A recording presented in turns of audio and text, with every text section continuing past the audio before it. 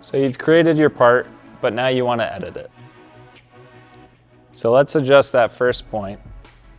I'm going to select 1A.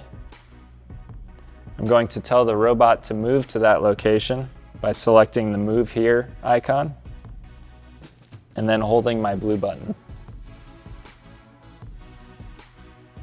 So that's the original point we taught, but if we needed to tweak the torch angle or how far it was away from the point or anything else about it, we can hit this touch-up icon, and then that allows us to reteach that point.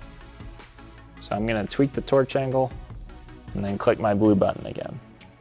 So the position of that first point is now adjusted. But in this screen, what we can also do are change weld settings or weld processes. So I can click on any of these values. Let's click on wire feed speed, for example. And I can drop that to 500. I can select the travel speed. I can even tell it to weave just by toggling the weave to the on position. Let's hit save.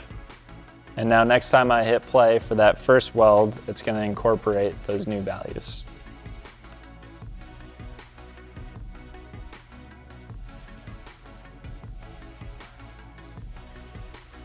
I'll stop it there. Some other things you can do, if you hit the wand icon in the top right of the screen, you can use these little plus icons to insert another weld move or move sequence or anything else you'd like to add. So let's add a move sequence in between B and C just by hitting that icon. And we'll just have the robot come up in the air here.